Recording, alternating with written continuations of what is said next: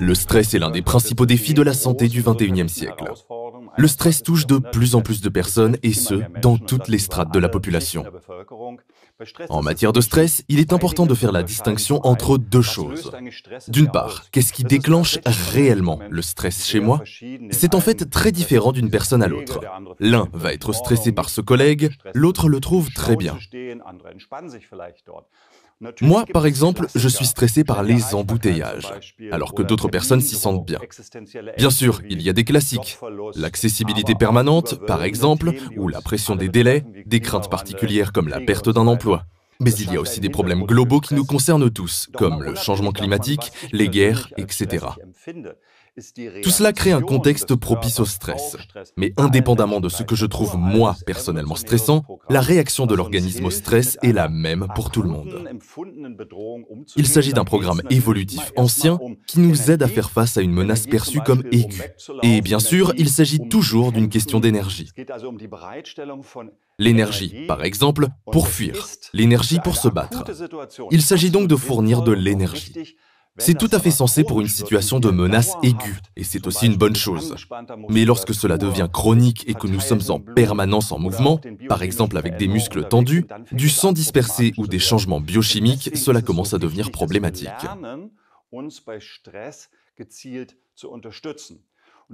C'est pourquoi il est si important que nous apprenions à nous soutenir lorsque nous sommes stressés. Et ce soutien nutritionnel signifie qu'il ne s'agit pas seulement de prendre soin de soi, mais de s'approvisionner de manière adéquate pour faire face à la situation de stress dans laquelle se trouve le corps. Ensuite, c'est une question d'énergie. En d'autres termes, les nutriments nécessaires pour que le corps produise suffisamment d'énergie pour maintenir les performances. Mais aussi pour jouer le rôle de protection du corps. Et ce n'est certainement pas un secret quand je dis que nous trouvons cela plutôt difficile quand nous sommes stressés. C'est l'une des raisons pour lesquelles LR a développé les produits MindMaster il y a plus de 10 ans. MindMaster Red et Green. C'est une combinaison de substances végétales et de micronutriments qui soutiennent le corps dans la production d'énergie. Ils protègent également l'organisme, par exemple, contre les conséquences biochimiques du stress oxydatif et les dommages qui en découlent.